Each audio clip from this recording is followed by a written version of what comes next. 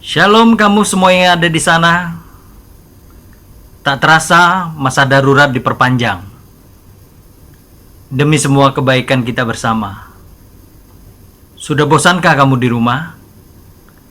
Ingat, ini bukan tentang kamu, tetapi banyak orang. Tetap di rumah ya, biar saya menemani kamu di sini. Bersama saya, Pastor Budianto Tan. Hari ini kita memperingati Jumat Agung, sebuah peristiwa penting untuk kehidupan seluruh umat manusia tanpa terkecuali. Bukti kasih bukan hanya sekedar kata-kata,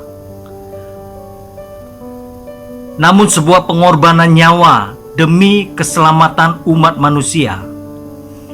Bukit Golgota menjadi saksi yang paling memilukan dan menyayat setiap hati. Tanpa sebuah dosa dan celah, Tuhan Yesus rela tersalib. Bukan hanya tersalib,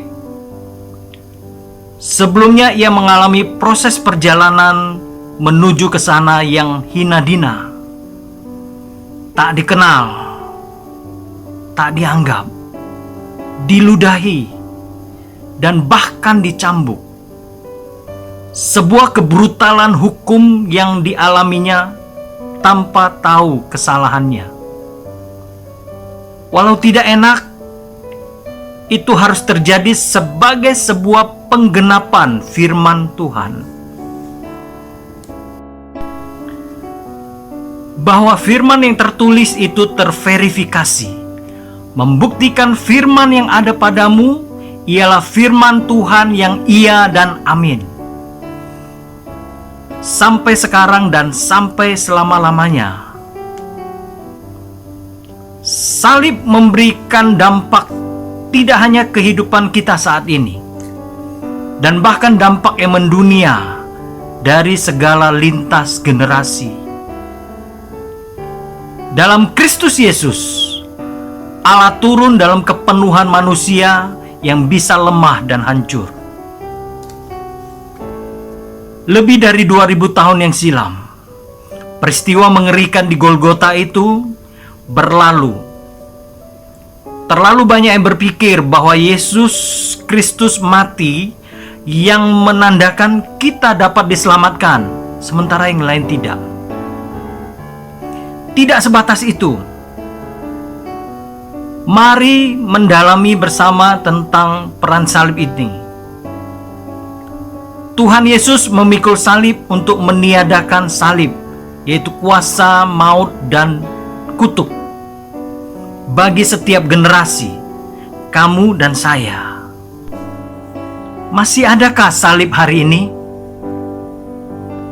Tentu, sebagaimana Tuhan Yesus berkata, "Barang siapa yang mau mengikut aku, dia harus menyangkal dirinya, memikul salibnya, dan mengikut aku."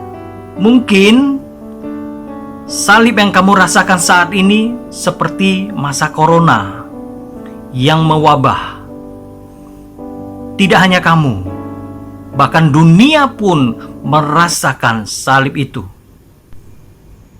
di mana ekonomi, kehidupan, dan segala aspek berubah sangat cepat. Di saat kesiapanmu belum maksimal, bahkan negara pun kewalahan dalam situasi ini. Banyak yang menderita, tidak hanya kamu. Imbas di mana-mana, selain salib-salib kehidupan yang kamu rasakan. Sudahkah kamu sebagai gereja berpikir dan melakukan salib itu menjadi sebuah nilai yang dapat memerdekakan sekitar? Seringkali kita berpikir pada porsi kehidupan kita, mengabaikan sekeliling kita, sehingga pesan salib diartikan hanya sebuah penderitaan, bukan kemerdekaan. Gereja terlalu asik dengan dunia dan kerajaannya, lupa pada esensinya, walau dunia sudah terpekik-pekik kesakitan. Hari ini Tuhan mengingatkan melalui peringatan Jumat Agung untuk bertindak dengan iman dan menjadi terang untuk sesama. Melalui pesan salib, di mana Tuhan terlebih dahulu melakukannya. Yuk mendemonstrasikan kuasa dan kasih Allah untuk sekitar. Mendistribusikan kebaikan dengan sebuah kepedulian di tengah situasi saat ini.